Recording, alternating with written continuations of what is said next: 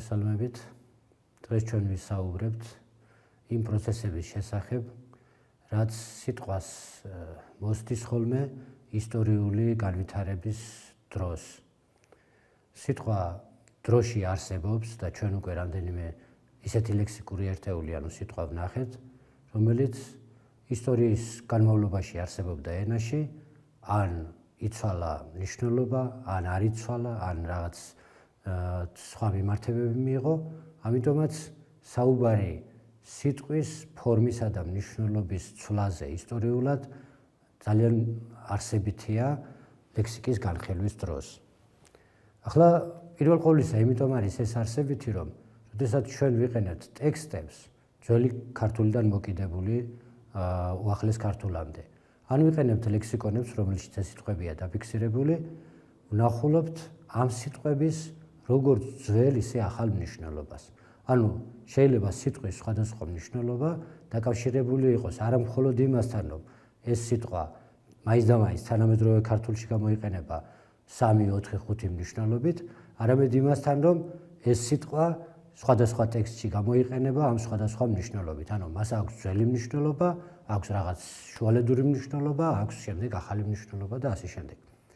ანუ მთავარი სათქმელი ის არის, რომ სიტყვა ისტორიის განმავლობაში იცვლის როგორც გარეგნულ ფორმას, შეიძლება იცვალოს გარეგნული ფორმა, ისევე შეიძლება იცვალოს მნიშვნელობა. უფრო ეს მეორე შემთხვევა არის შესამჩნევი, იმიტომ რომ სიტყვა ძალიან ხშირად იცვლის მნიშვნელობას, ფორმა უფრო მდგრადია. აი ჩვენ ომონიმიის განხილვის დროს უკვე ვნახეთ, რომ ფონეტიკური ცვლილების შედეგად ორი სიტყვა, სხვადასხვა სიტყვა, ხელი, ძველი ქართული ხელი, რომელიც სხეულის ნაწილს ნიშნავდა და ხელი, რომელიც გიზს ნიშნავდა, დაემთხვა ერთმანეთს იმის გამო, რომ ხარი ისტორიულად გადავიდა ხში და ხელი ახლა ორივეს აღნიშნავს. ესე იგი, ეს არის სწორედ ფორმის ცვლის საკითხი, ფონეტიკურად როდესაც ხდება რაღაც პროცესი, მაშინ სიტყვა შეიცვლება ბუნებრივია თავისი აგებულებით და მან შეიძლება მიიღოს სრულიად ახალი ფორმა. აი ასეთი არის დაუშვათ თქვათ ისეთი სიტყვა როგორიც არის ნახშირი, რომელიც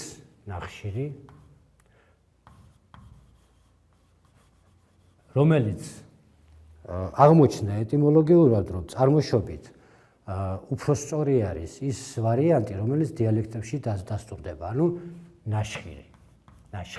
ეს ისტორიულად ყოფილა ფორმით ნაშხირი, შხ-ძირი გახმოვანებით ნიშნავდა წვას და წვის შედეგი იქნებოდა მიმღეობა ნაშხირი, შემდეგ მივიღეთ ნახშირი. ესაც ფონეტიკური მიზეზია, შხ მიმდევრობა უფრო არაბუნებრივია, ვიდრე ხშ მიმდევრობა და აი ეს მივიღეთ. ახლა ნახოთ ჩვენი დედაქალაქის თბილისის სახელი. თბილისმა ისტორიულად რამდენჯერმე იცვალა თავისი ესე იგი სახელწოდების ფორმა, რადგან თბილისი თვითონ ლეგენდის მიხედვითაც მომდინარეობს სიტყვიდან თბილი, რომელიც თავის დროზე ძველ ქართულში იყო ტფილი. ამოსავალში ძირი არის ტფილი არის სამოსავალი და მომდინარეობს ზმნიდან ტეფ ზმნიდან ძველი ქართველი ამბობდა განვტებ, გავთბი, აი ამას ნიშნავდა. ეს ტფ როდესაც ხმოვანს დაკარგავდა, მივიღებდით მიმღეობას ტფილი, ანუ იყო აი ეს ისტორიულად და ძველ ქართულში ეს სიტყვა ჩვეულებრივ ასეა დადასტურებული. ამ ტფილიდან მივიღეთ ნათესაობითი ბრუნის ფორმით ტფილისი, რომელიც წყაროებში დასტურდება. შემდეგ აქედან მივიღეთ თბილისი, რომელიც მე-18-19 საუკუნეებში ასევე გამოვლენილია, შემდეგ აქედან მივიღეთ თბილისი. ამ შემთხვევაში ჩვენ გვაქვს ასიმილაცია, ამ შემთხვევაში გვაქვს დისიმილაცია. ეხლა ეს ფონეტიკური პროცესია, ამას არ ჩაუღრმავდებით, მაგრამ ეს თავისი ცვლილები, თავისი პროცესით აი ეს არის დაკავშირებული სწორედ სიტყვის ფორმა იცვალა იმდენადაც, რამდენადაც აქ ფონეტიკა ჩაერია და საუცილებელი გახდა გარკვეული ბგერად კომპლექსის მოწესრიგება. როგორც თბილისი საკუთარი სახელი იცვალა, ასევე იცვალა ბუნებრივი ზმნა, გათბობა, გავთეთბი და ასე შემდეგ და ასევე იცვალა ვიმღეობა თბილი. აი ამგვარად არაერთი სიტყვა ისტორიულად მიგვიღია ჩვენ სრულიად გარკვეული აგებულებით, ზოგი რთული სიტყვა, ზოგი მარტივი შეიძლება იყოს და ეს ცვლილებები გვაძლევდა ჩვენ აი ესეთ სიტყვებს, როგორც არის ჭიშკარი. საიდან მომდინარეობს ჭიშკარი? სხვათა შორის თქვენ სწავლობთ კაცი ადამიანს და კაცი ადამიანში, როდესაც სახკარის აღწერა, იქ არის რომ ეზო მთავრდებოდა უშველებელი ჭიის კარებითა. ჭიის კარები, რა თქმა უნდა, ჭიშკარს ნიშნავს და როგორც ჩანს, წერილისეული ეტიმოლოგია ეს და ხალხური ეტიმოლოგია თუ შეიძლება ასე ითქვას და რა თქმა უნდა, ამას ამაგებულებას ჭიის კარები არაფერი კავშირი არ აქვს სინამდვილესთან. სინამდვილეში ჭიშკარი არის ბჭის კარი. კარიბჭე რაც არის, კარიბჭე. ეს ჭიშკარი არის იგივე. ბჭე შესასვლელი კარი მისი ბჭის კარია, რომელმაც მოგცა პირველ რიგში დაიკარგა ეს ბ, მივიღეთ ჭის კარი და სკ კომპლექსი გადავიდა შკ კომპლექსში, უფრო ბუნებრივ კომპლექსში. ანუ ასევე ორი საფეხურია გავლილი ფონეტიკური ცვლილების და ჭიშკარი წარმოშობით არის ბჭის კარი. თაყვანის ცემა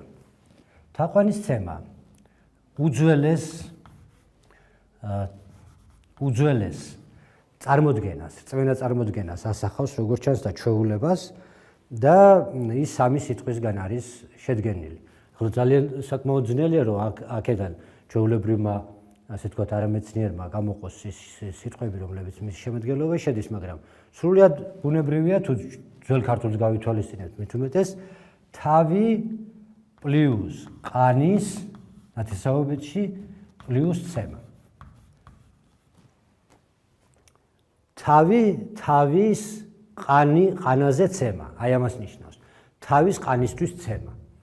თაყვანის ცემა მოგეხსენებათ თავის დაკვრას გულისხმობს უპირველეს ყოვლისა, ამას გულისხმობს პატივისცემის უწინი, ეს იყო რომ სწორედ აი რაც პატივისცემის გამოხატულება თავის დაკვრა, ეს იყო მისი მნიშვნელობა და გულისხმობდა თავის ყანაზე, ანუ მიწაზე დაკვრას. თავის მიწაზე ცემა, ანუ დაკვრა. ყანა ამ შემთხვევაში ასევე ამ რთულ სიტყვაში გამოვლინდა, რომ ყანა ძველი მნიშვნელობით ის კი არ იყო, რაც არის სახნავი ნაკვეთი, არამედ იყო მიწის მნიშვნელობა.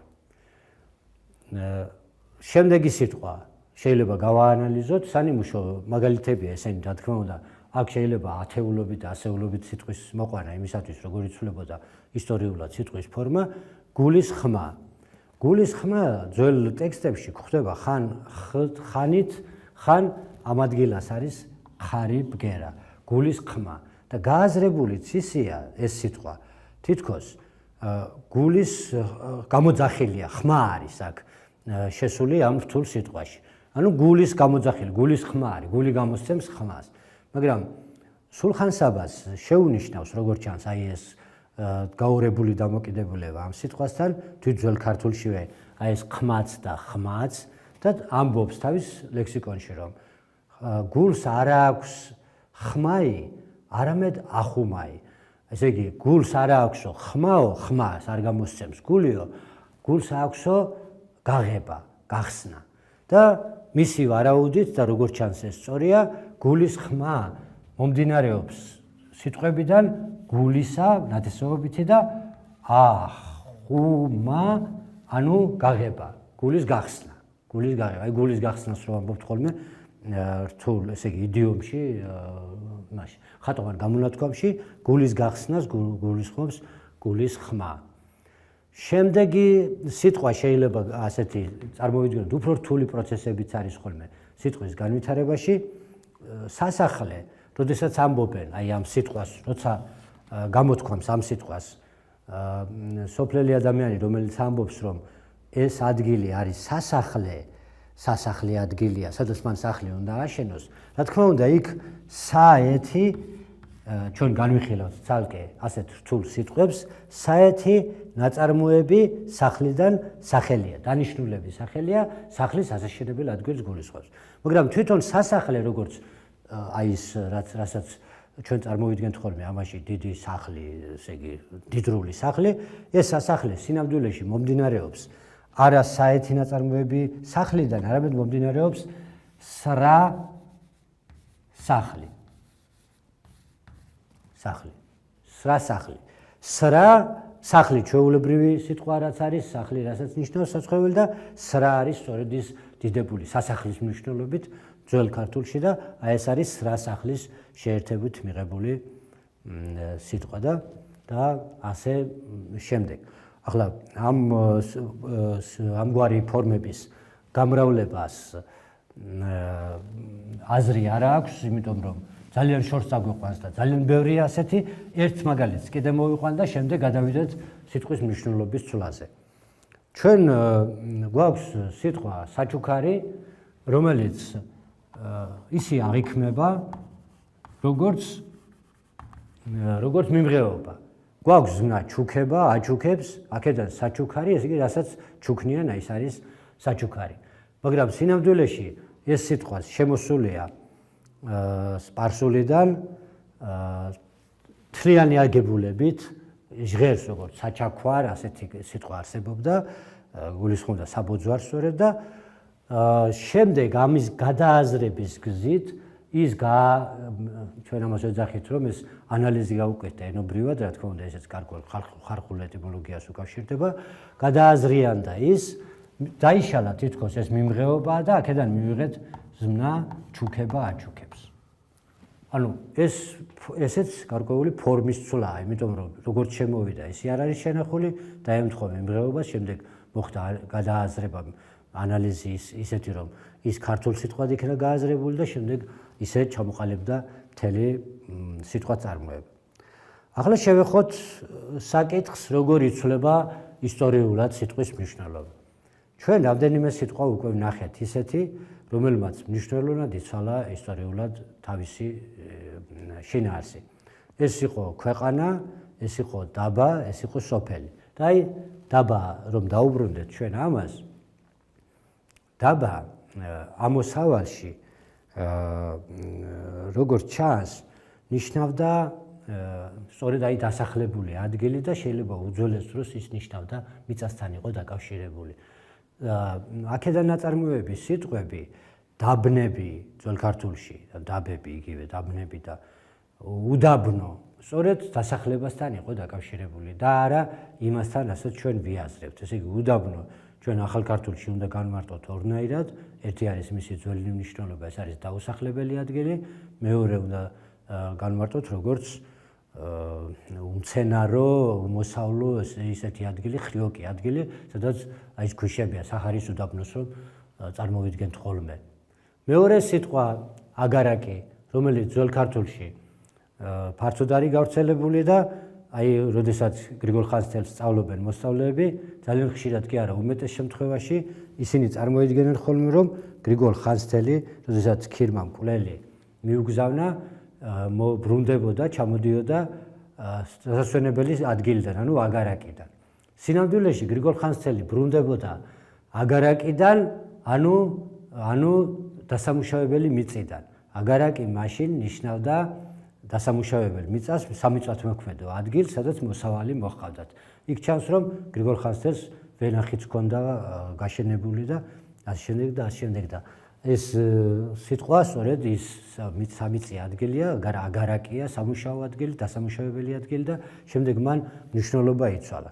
აი თვითონ ისიც როგორ იცვლება ეს მნიშვნელობა, ძალიან საინტერესო პროცესია ხოლმე ენაში, აშკარაა, რომ თავიდან სამიწათმოქმედო ადგილი, სადაც ჩვეულებრივ ქალაქელი ადამიანები გადიოდნენ ამ სამიწათმოქმედო ადგილში, თქვათ თბილისის შემოგარენი სწორედ ასეა გაშენებული, რომ თბილისის მაცხოვრებლებს ჰქონდათ გარეთ, ქალაქ გარეთ ჰქონდათ სააგარაკო მიწები, ნაკვეთები, რომელშიც შემდეგ შეიძლება ფარდულს ჩადგამდნენ და ქოხს ჩადგამდნენ და აი როდესაც ქალაქი გაიზრდება და როდესაც ქალაქში ჭირს ცხოვრებას და სუნთქვას და ან ზაფხულის პერიოდში სიცხეა, მაშინ აგარაკზე ანუ მწვანე ადგილას გასვლა დასასვენებლად გასვლას გულისხმობს და აი შესაბამისად დროთა განმავლობაში აგარაკი იქცა არა სამუშაო ადგილად, რაც ძველად იყო, არამედ პირიქით დასასვენებელ ადგილად. ანუ შინაარსით შეიცვალა.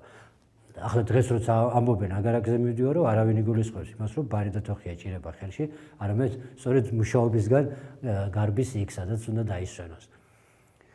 მკვირცხლი დღევანდელი გაგება მისი იცით, ის სწრაფს ნიშნავს, მკვირცხლი ძველად ნიშნავდა ფეხით მოსიარულეს, ქვეითს, ცხენოსანი, მხედარი და მკვირცხლი ეს განსხვავებული საპირისპირო მნიშვნელობები იყო და კუირცხა ის რაც არის ეს ძირი, როგორც ჩანს ფეხთან იყო დაკავშირებული და მკვირცხლი ფეხით მოსიარულეს ნიშნავდა, შემდეგ მან მნიშვნელობა გაიფართოვა, თუ შეიძლება ასე ითქვას, როცა უფრო ფართო მნიშვნელობას იწეცა ამოთხოვნე მნიშვნელობა გაიფართოვა და მიიღო ეს მნიშვნელობა, რასაც ჩვენ აგერ უთითებთ, ეს არის მკვირცხლი ჩვეულებრივ არის სწრაფი, ფეხმარდი უფრო ისეთი იქნება. რა არის მსოფლიო? აი ძალიან საინტერესოა ამ სიტყვაზე დაკვირვება. მსოფლიო დღევანდელი გაგებით არის დედამიწა არის ეს ფაქტიურად მაცხოვრებლები, აი დედამიწის განსახლება მსოფლიო, კაცობრიობა იგულისხმება ამაში. ისტორიულად მას ჰქონდა ძალიან ვიწრო მნიშვნელობა. მსოფლიო ნიშნავდა სოფლებს.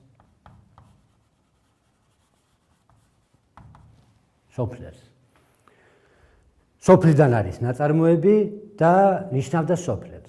ახლა უბრალოდ კითხვა ჩნდება, აი ამ სოფლელიდან გაჩნდა იმის კაცობრიობის აღნიშნული მსოფლიო თუ პირიქით აი ამ კაცობრიობის აღნიშნული მსოფლიოდან გაჩნდა სოფლელის მნიშვნელობა.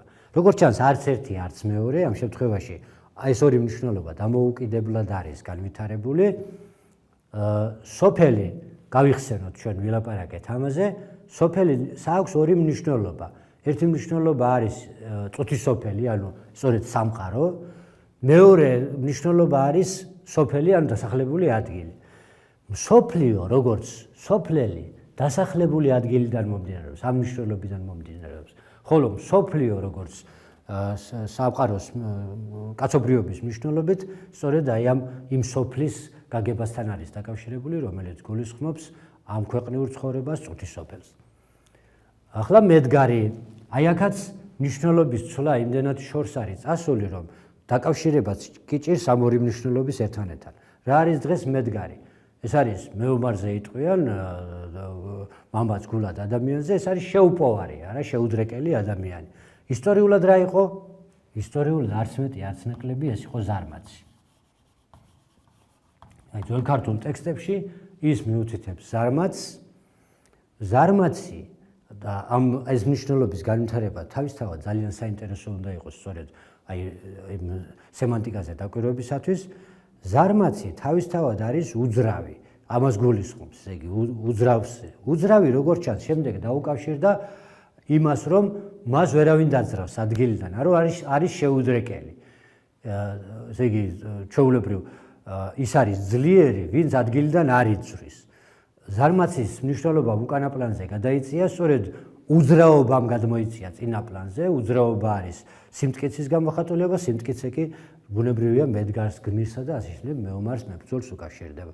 და კიდევ ერთი ძალიან უცნაური ცვლილება, რომელიც ისტორიულად მოხდა და ეს განსაკუთრებით მიგვანიშნებს იმაზე, რაოდენ საინტერესო არის სიტყვების მნიშვნელობაზე დაკვირვება და რაოდენ დიდი ცვლილებები შეიძლება მოხდეს ისტორიულად სიტყვის განვითარებაში. ეს არის ცხედარი. ცხედარი არც მეტი, არც ნაკლები ისტორიულად ნიშნავდა ტახტს, საწოლს. ამიტომ ჰქვია არის სინონიმი თანამეცხედრე მეუღლისა, ანუ ცოლისა. თანამეცხედრე. არის ჩვეულებრივი სიტყვა და არავინ არ დებს უარყოფით მნიშვნელობას თანამეცხედრეს შინაარსში. აი თანამეცხედრეში ცხედრის ძველი მნიშვნელობა არის შენახული სწორედ ეს ტახტსა და საწოლს ნიშნავს. ამან რადიკალური ცვლილება განიცადა აბა ზოგჯერ პოლარიზაციას ეძახიან უკიდურეს სადიცვლება მნიშვნელობა და მიიღო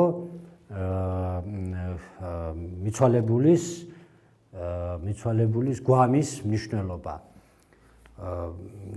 ეხლა ეს ცვლილება ძალიან ისეთია, როგორც ხედავთ, ძნელად წარმოსადგენი, მაგრამ სრულიად ადვილია შეიძლება წარმოვიდგინოთ ის, რომ სწორედ იმ ცხედარს, რომელზეც ასვენებდნენ მიცვალებულს, გადაიტანა თავის მნიშვნელობა შემდეგ თლიანად მოიაზრებოდა როგორც თავის საწოლიანად, ასე ვთქვათ, თავის ტახტიანად მოიაზრებოდა როგორც პირველ ეტაპზე როგორც ცხედარი, ხოლო შემდეგ საწოლი დარჩა ცალკე და ეს მნიშვნელობა ამ ცხედარს გამოეცალა და ეს მნიშვნელობა გადავიდა გვამზე. ძველ ქართულში ჩვენ ვერ ვნახავთ ცხედარს გვამის მნიშვნელობით უკაცრავად დამძიმებისათვის ამის ასე ვთქვათ შინაარსის და იქ მხოლოდ გვამი, სხეული, აი ეს სიტყვები არის გამოყენებული. აი ამიერიდან შეიძლება აი ამ საუბარმა თქვენ მეტი დაკვირვების უნარი გაგიჩინოთ სიტყვების განვითარებაზე, მათ მნიშვნელობებზე. გმადლობთ ყურადღებისთვის.